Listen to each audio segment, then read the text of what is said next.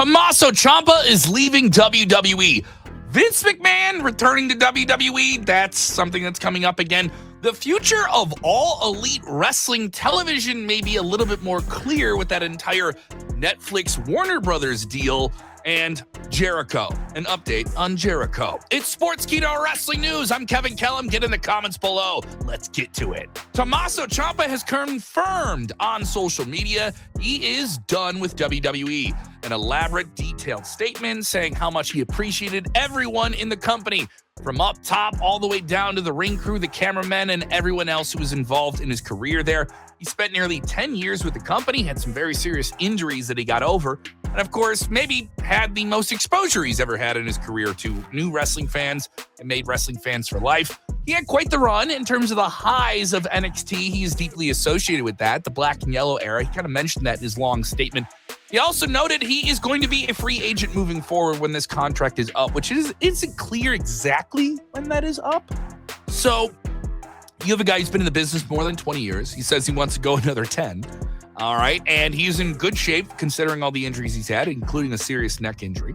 And he's going to be out there doing this and that, doing some different things. He didn't exactly say wrestling, but I would assume wrestling. I mean, you're the guy hitting the free market.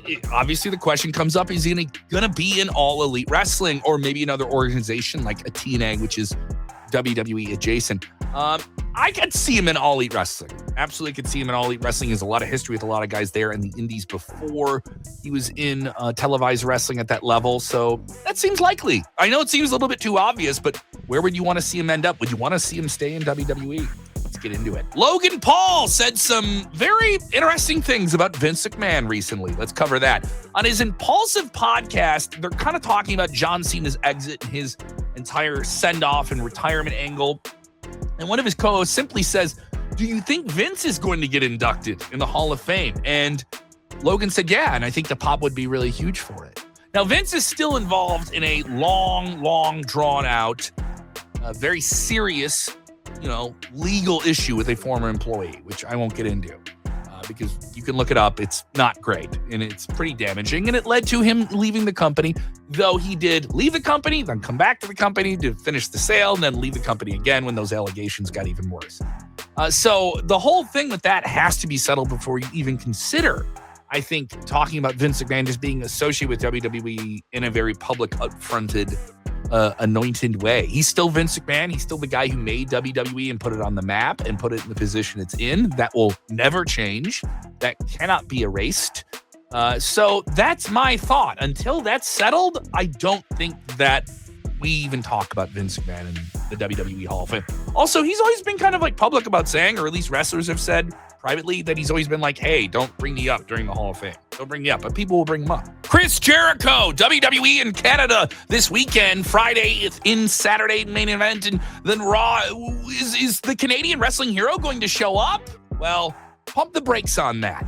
PWI Insider has some insight on this. Tip of the cap to Mike Johnson, reporting that Chris Jericho with his rock band, which has been going now for over 20 years, is going to be performing on Friday in California at the NAMM convention. This is like an inside the music industry convention. And he's going to be performing at that, and he's expected to be at the convention all through the weekend, which would eliminate him being available for Montreal in Quebec, Canada, in his home country, being there on Friday night on SmackDown, or being a part of Saturday night's main event, which will stream from Montreal on Saturday.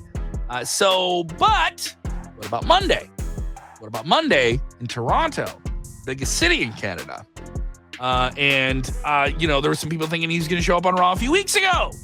Now, I'm not saying he's going to show up, but you can rule out the weekend. The only possibility, the next most likely possibility would be Monday.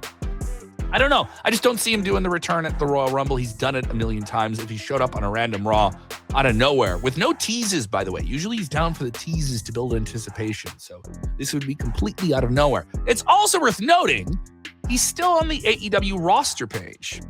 That contract reportedly came up on New Year's Eve, but he's still on the AEW roster page. So maybe this is all for naught. What's the deal with Rusev? Where's he been? Yeah, let's get into that one. Reportedly, Rusev, yes, the big back-cracking monster who has had some ups and downs, is like the Street Profits. He is a healthy scratch from television, according to PWI Insider. And WWE feeling they don't have to have everyone on TV and then kind of like waste them and have them do, minimal things. And then when they return, it's fresh. I think you have him show up at the Royal Rumble, interject him into the entire mid-card scenario. Maybe you do that with the Street Profits. That's just my call. Speaking of big returns, that's what this whole video is about today. The Rock. What's going on with him? Yeah, reportedly there was that big plan, a talk of him having one final match in Saudi Arabia. WrestleMania 43 in 2027 has been reported.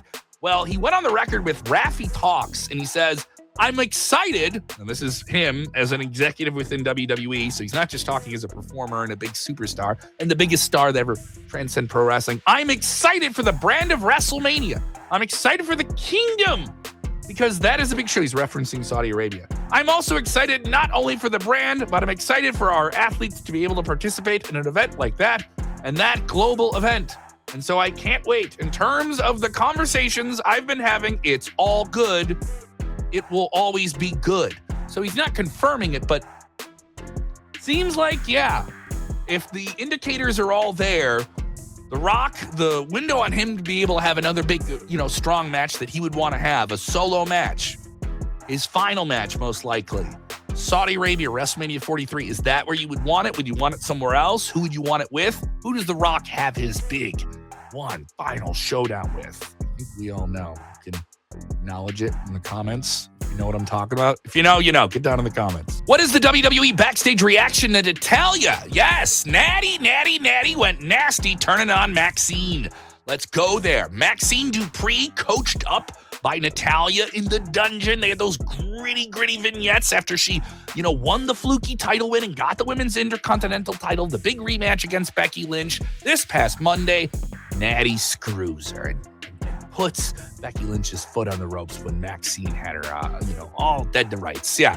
And then proceeded to beat her down. This is the heel turn that Natalya needs. This is what Natalya needs to do and be Natty. We get to see a little bit of Natalya be natty, be mean, be harsh in those vignettes. Do that as well in GCW and Bloodsport and work a very different, gritty, aggressive style. Basically be the wrestler maybe that Ronda Rousey was supposed to be in WWE. And I'm of the thought this is great. Reportedly, this was very well received backstage in WWE, and I like it. I think Natalya being a bully is the way to go. It's very convincing. She looks like she can mess some people up. I'm down for this. I'm going to say this. Put it on the cards. Natalya's winning a world title. She's getting a women's title. She's getting a women's intercontinental title. Something. She's getting a strap before the end of 2026. Just my call. Tell me I'm wrong at the end of the year.